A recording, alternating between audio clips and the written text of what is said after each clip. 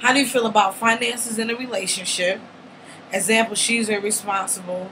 You have financial goals. She's just trying to get the next six pack or joint accounts. I don't know. Okay, first of all, I always tell people with anything, whether it's a relationship, a friendship, a business, you can't just look at equally yoked as a marriage. Excuse me, because even if you're friends and like one person likes going to the club and the other person likes museums, it's okay to be different, but guess what? Y'all not gonna be best friends. If you're doing a business venture together, and I'm putting in 1,000 and you putting in $1, I want 99% of it. That's not gonna work out. you know, if I've been there before. You live and you learn.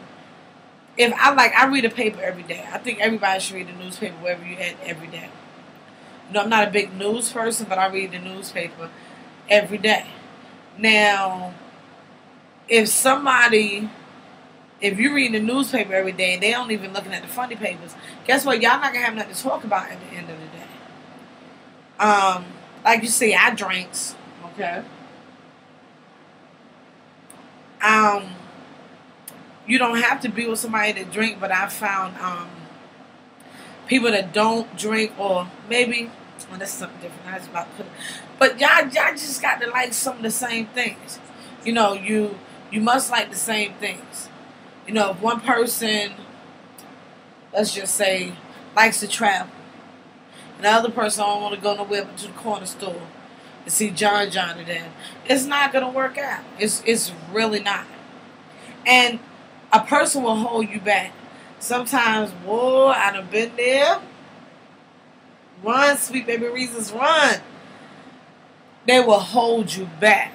Because if you're not equally yoked now, I like to travel. Not no crazy travel. But I'll try to go somewhere once a year. Well, I go somewhere all the time, but it's not far. But anyway, if a trip is $9.99 and every time I go I gotta pay my $9.99 and $9.89 of your part, that's not a good look. It's not a good look at all. And after a while, that's gonna put a strain on the relationship. And it got to the point where I stopped going. People like, come on, BML, come on, Clea, let's go here.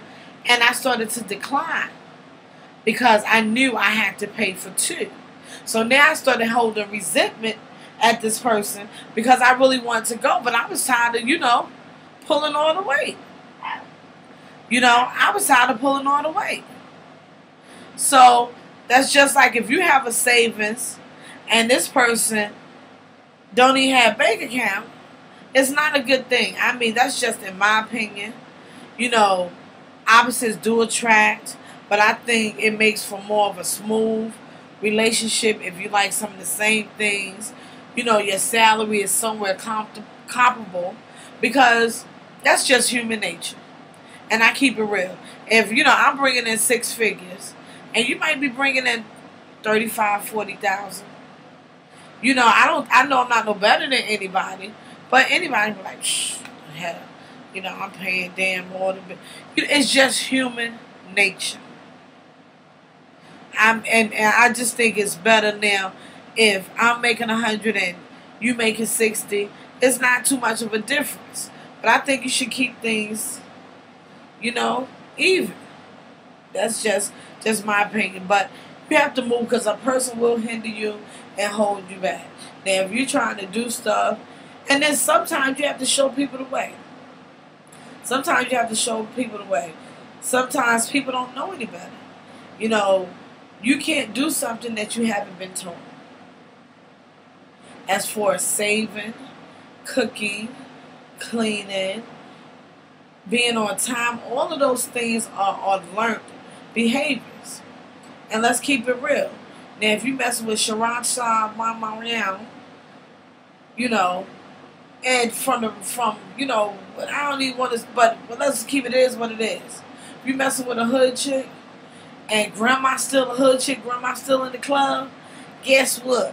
She ain't trying to save nothing. She ain't worried about nothing but get her next outfit. So you have to look at that. You really do. You have to look at that before you get into it.